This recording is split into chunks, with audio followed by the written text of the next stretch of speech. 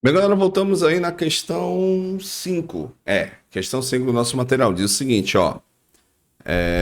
Vamos lá. Ele fala para você que um estudante ele está fazendo algumas experimentações, aquecendo algumas substâncias líquidas em um micro-ondas. E ele começou inicialmente com leite, né? Para analisar o comportamento dele. Então, quando você fala que um corpo vai aquecer, você está transferindo uma forma de energia para ela, em forma de calor.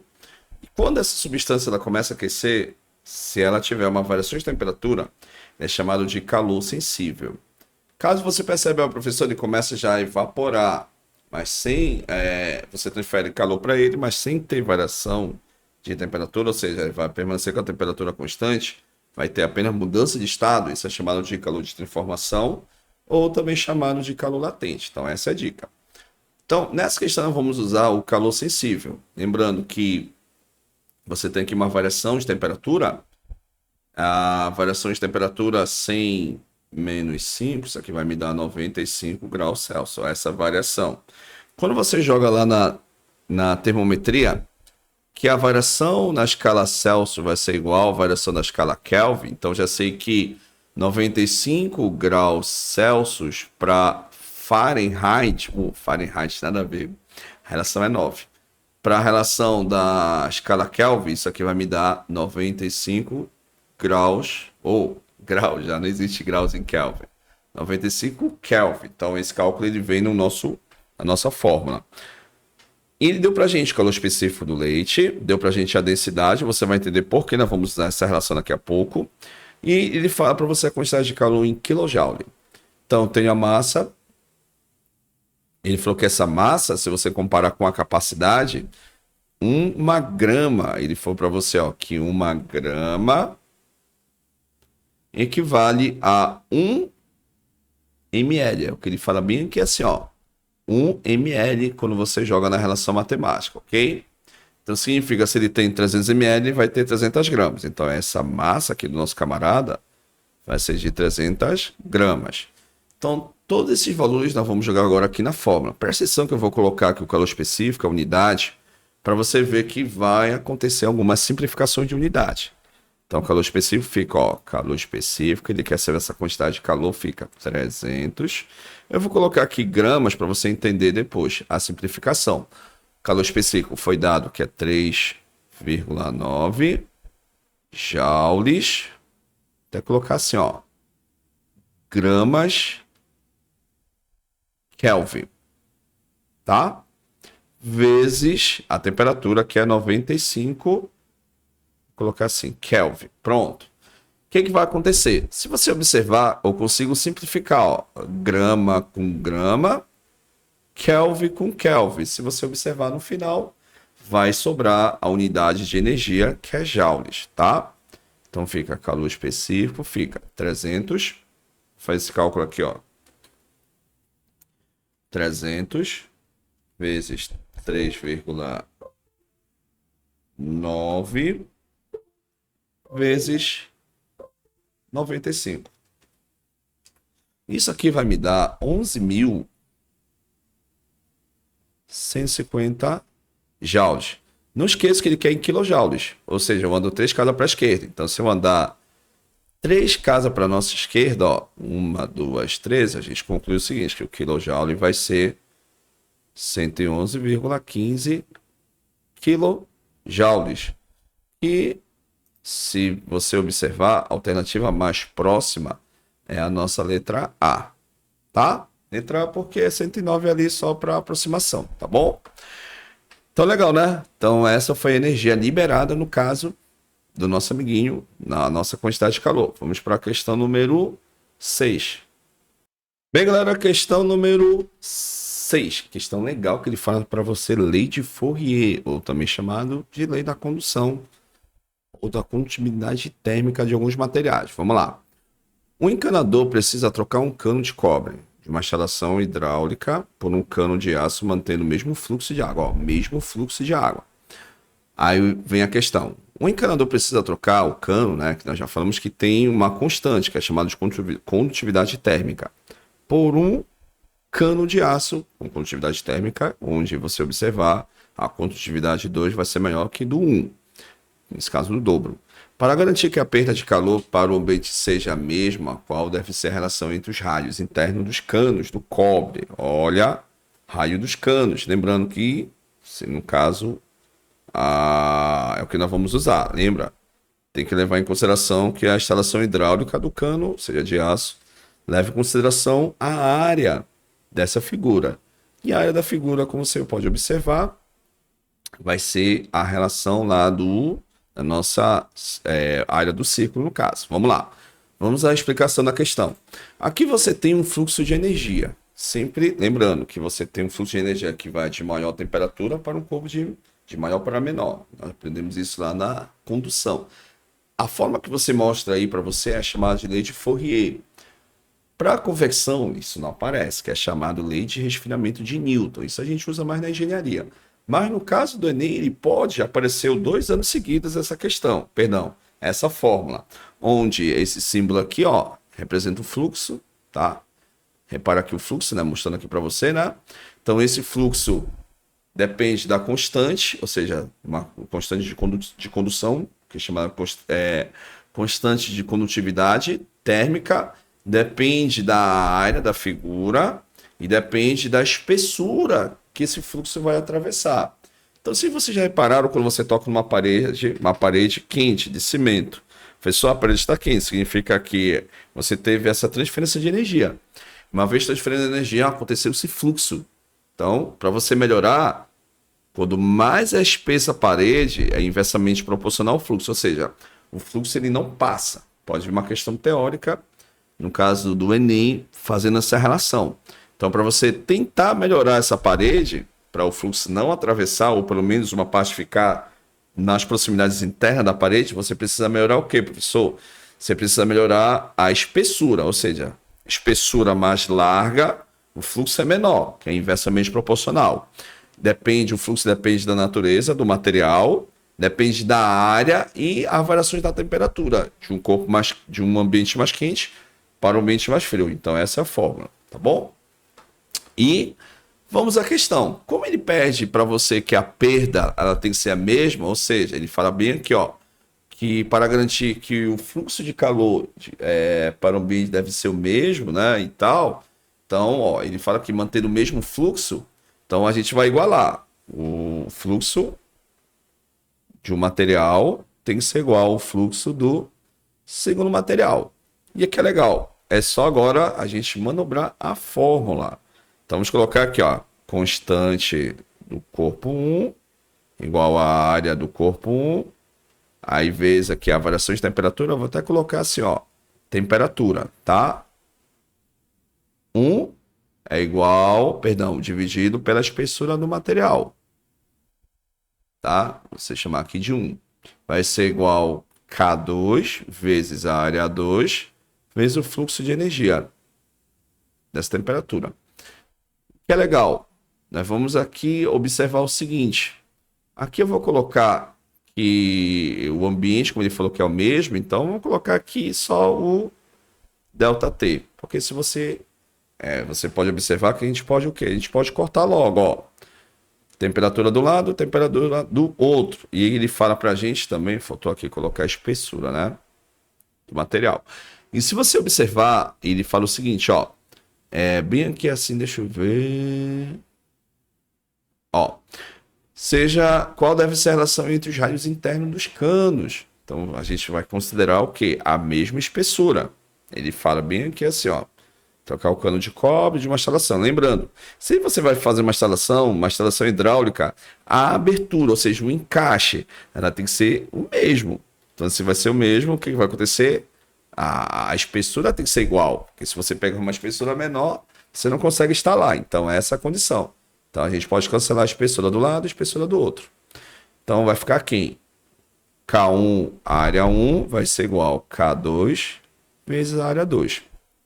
E o que é bacana, novamente voltando à condição, ele deu pra gente que o K2, ó, esse K2, ele vai ser o dobro de K1. Ele quer a relação entre os rádios. E aqui você vai usar a área do círculo, que é πr ao quadrado, de o raio 1 e o raio 2. Tá? Então vamos lá. K1 vezes área 1 vai ser π R de 1 ao quadrado igual K2. K2 ele falou que é o dobro de K1 vezes área 2, que vai ser π R quadrado de 2. Ok? Acabou a questão. Porque se você observar, a gente pode cortar π do lado, π do outro. Aí sobrou quem? Sobrou o nosso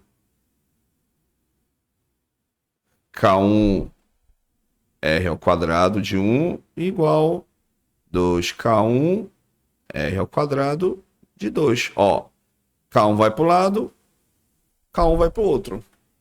Ok? Aí sobrou a relação entre os raios, ó. O raio 1 ao quadrado vai ser igual a 2 raio ao quadrado de 2, ó. Pode pegar, jogar esse quadrado para o outro lado em forma de raiz. Então a gente pode concluir o seguinte, que o raio 1 vai ser igual a 2 raiz. Vai ficar raiz quadrada de 2 de R ao quadrado de 2. Como você sabe, que expoente for igual ao índice da raiz, sai da raiz. Quem não for, fica. Então, R1 é igual a R raiz de 2. Então, vamos ver essa condição aqui. Ver se tem. Senão, a gente pode fazer de outra forma. Ó. Ele está jogando tudo em R2. Né? Então, é só fazer o inverso. Né?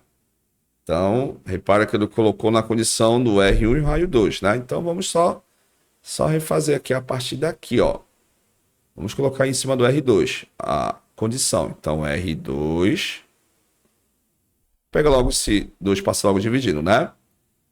A gente pode concluir o seguinte, que o R2 ao quadrado é igual a 2. Perdão. Vai ficar R1 ao quadrado dividido por 2. Ok? Ok? Então, extraindo aí a raiz, fica raiz a raiz de 2, né? De R ao quadrado dividido por 2. Ok? Vamos lá. Então, fazendo aqui o cálculo, ó, fizemos em cima do R2, então o R1 sai da raiz, então fica R ao quadrado, vai ser R2. Só que se você observar, não tem raiz de 2. Lembrando que essa raiz quadrada está pegando a fração. Então, quando você observa o seguinte, ó, professor, não tem raiz, então a raiz fica presa aqui no 2. Então, isso aqui é R1. Ok? Então, uma questão de matemática entre radicais. Então, essa configuração, vamos ver qual seria a nossa alternativa. Ó. Se fosse em cima de R1, seria R ao quadrado, raiz de 2. Mas como é em R2, fica raiz de 1 dividido por raiz de 2. Vamos ver se tem essa alternativa aqui em cima. Nada a ver a letra A, né? Como foi para vocês. Se fosse R1, seria essa alternativa. R2 está dizendo que é o dobro, também nada a ver. C está dizendo que é 4 vezes R1, nada a ver também. Opa, tá aqui, ó. R1 e embaixo raiz de 2. Então, essa é a nossa alternativa, a letra D. Nada a ver a letra E, galera. Tá? Então, legal essa questão que ele mostra para você a lei de Fourier. De vez em quando aparece no Enem, galera. Parece uma forma algébrica. Então, fica atento na fórmula para você entender legal. Isso é uma fórmula que acontece na lei da condução, tá bom? Entre materiais que facilitam o fluxo de energia, tá bom? Galera, vamos lá, nossa questão número 7. Ó, um circuito elétrico simples é composto por uma tensão de 12 volts, um resistor fixo de 50, ou seja, um resistor que não varia, e um resistor variável, potenciômetro, né? O motor elétrico está conectado em série com os resistores, sabendo-se que o motor precisa de uma tensão de 6 volts para operar, com uma potência de 0,2. Qual deve ser o valor do potenciômetro para que o motor funcione nas condições específicas? Olha lá. Então, o que vai acontecer? Se você montar aqui o circuito, ele está dizendo que está em série, né? Então, vamos colocar aqui. Então, aqui Aqui a alimentação, 12 volts. Você tem aqui o fixo que ele falou, né? Que é de 50 ohms. E aí, que mais? Ele diz que você vai ter um motor. Aí, um resistor variável. Vou colocar aqui um motor. Resistência variável, que ele está dizendo que está ligado em série, né? Com o nosso... Ó, os resistores. Ou seja, o motor está ligado em série. Vamos colocar aqui esse motor aqui, ó. Motor. Aí, o que acontece? A ideia é você calcular a resistência do circuito para você entender quando você vai ter os 12 volts do sistema para alimentar o nosso motor. Então, se você observar, nós temos aqui uma queda de tensão. Então, esse é o R que vai variar. Então, ele está ligado em série. Então, eu preciso o quê, professor? Eu preciso achar a resistência equivalente. Depois eu vou subtrair do 50 para a gente ver qual seria a alternativa. Então vamos lá. Então, se você observar, ele precisa só de 6 volts. Então, vou ter uma queda de tensão para todo o circuito. Então, vou precisar apenas de 6 volts. Se você subtrair, vai me dar 6 volts. Tá? Esse 6 volts daqui a pouco ele vai entrar na lei de Ohm, né? Então, usando a fórmula lá do nosso pio, para a gente achar essa corrente que vai estar circulando pelo circuito em série. Lembra que o circuito em série, a tensão ela varia, só que a corrente ela é constante. Então vamos colocar aqui, ó, 0,2 vai ser igual ao I vezes o 6. Lembrando que esse 6 ele é do motor. É como ele fala para você, para ele funcionar. Então, se você faz a divisão do 6 por 0,2 por 6, isso aqui vai me dar 0,006. Tá uma corrente bem baixa, ó, 0,006 ampere. Tá, o que acontece? Nós vamos agora calcular. Lembra aquela queda de tensão que nós falamos? Que vai estar circulando pelo circuito? A gente vai usar o URI. Primeira lei de Ohm. Ok? É em cima dele que nós vamos ter que achar essa resistência total do nosso sistema. Nosso circuito, no caso. Ok? Então, essa aqui é a resistência equivalente. Ó. Lembra que é em série. Então, a gente soma aí a nossa resistência. Então, lembra lá daquela queda de tensão? Não, você não usa o 12, você usa o 6. Então, fica 6. Resistência equivalente vezes a corrente, que é 0,006. Passo a subir dividindo, então a gente pode concluir o seguinte, que essa resistência equivalente vai ser igual a 6 dividido por 0,006. Só para ver se está certa essa divisão lá. Não? Cometer cálculo de falha. Deixa eu ver aqui no meu gabarito. Para não acontecer BO na questão. 0,6 é 0,6 dividido 0,2 dividido por 6, perdão. Agora sim, vai me dar 0,03, galera. Só fazendo aqui que eu achei muito grande esse valor que vai dar depois dessa resistência. Então fica 0,03. Aqui é 0,03. E aqui vai ficar 0,03. Agora sim. Aí a sacada aqui é o seguinte, ó. Se você observar, vai subir 2 zeros. Tá? Sobe 2 zeros, fica 600 dividido por 3. Isso aqui é resistência equivalente. Vai ser igual a 200 ohms. Bem, agora é só pegar e fazer a subtração que ele fala pra gente, né? Que ele falou que 200 menos 50, que está em série, né? Então isso aqui vai me dar 150 ohms, E nossa alternativa correta mais próxima é a letra E, que é 125 ohms. Ok? A princípio é a mais próxima possível, tá bom? Bem, galera, ó, vamos para a questão 8, uma questão de mecânica que envolve o atrito, a questão de ABS. Vamos lá, vamos à questão. O sistema de freios anti-bloqueio, que é o ABS, é uma tecnologia crucial para a segurança veicular, atuando diretamente sobre o sistema de frenagem do veículo. Qual das alternativas que não tem nada a ver com o sistema ABS? Galera, vamos lá. Evita o travamento das rotas, galera. Esse é o principal sistema do sistema ABS, do freio ABS. É evitar que ele trave. Por quê, professor? Você travando a roda, como é?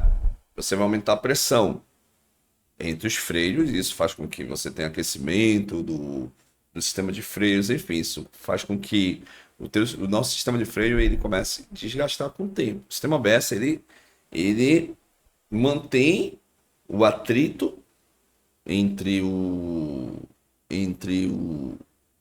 um sistema que ele vai gerar uma pressão muito grande, né? O freio convencional, o ABS não, ele diminui a pressão. Então, diminuindo a pressão, isso faz com que você permita um controle do carro. Então, a letra B está ok. A letra C aumenta a distância de frenagem em todas as condições. Galera, ele não aumenta a distância, ao contrário. A ideia é justamente, ele não deixa a roda travar, ele aciona e vai aliviando a pressão. Aliviando a pressão, você tem uma variação ali de velocidade. Isso, variação de velocidade, faz com que você desacelere o carro com segurança. E siga o que? Uma linha reta, evitando, ele fala na letra E, o risco de aquaplanagem, ou seja, evitar que o carro ele derrape, evitar que o carro ele sofra um deslizamento. E letra D, manter a aderência dos pneus à pista, mesmo em superfície escorregadia. Esse é o sistema a principal aplicação do sistema ABS. Ele diminui a pressão do freio no pneu, tá? No momento do sistema lá de freios, enfim. Ele diminui o aquecimento, porque lembra, travou pressão, lembra? Agora há pouco fizemos uma questão sobre isso. Aumenta a pressão, aumenta a temperatura. Isso desgasta o freio com o tempo. Ele mantém o carro seguindo uma linha reta, reduz a distância e ele tem um controle.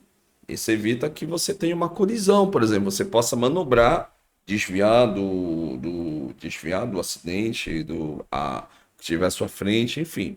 Então, o sistema ABS ele tem esse papel fundamental. E lembrando que é uma lei, né, federal, que antigamente o sistema ABS ele era o item opcional, e não é mais item opcional, ele é um item obrigatório nos carros. Todos os carros, a partir de 2014, 2015, para cá, eles são obrigados. Então, a alternativa correta nessa questão, nossa letra C, aumenta a distância de frenagem. Não aumenta, ao contrário, ele vai... Desculpa, galera. Ele vai diminuir o tempo a distância que o carro vai percorrer, ok? Mantendo aí você tem uma trepidação, ou seja, o carro ele começa a tremer justamente porque ele gera essa vibração para justamente no momento para você aliviar a pressão ali do pneu ali das pastilhas, enfim, do sistema de freios, para você ter maior controle, para até você parar o carro com segurança. Então, legal essa questão, mostra um pouquinho sobre teoria de sistema de freios, sistema ABS, que é uma questão de atrito que pode acontecer, tá bom? Enquanto que os carros convencionais travava a roda. O sistema ABS não, ele alivia, evita que você tenha aumento de temperatura dos freios do carro, isso faz com que você desgaste menos o freio e outras opções que ele fala para você nos nossos itens. Então, galera, segunda parte, depois a gente volta para falar sobre a alternativa. Deixa eu marcar aqui, é a letra C, que não tem nada a ver, ele não aumenta a distância. O freio convencional aumenta a distância. O sistema ABS não, ele reduz a distância para você ter um controle ali bacana no momento quando você estiver acionando o pedal de freios, tá bom? Então a gente volta para a nossa terceira parte final do nosso material de estudo. Fica na parte de frente com Deus, galera. Até a próxima. Tchau, tchau.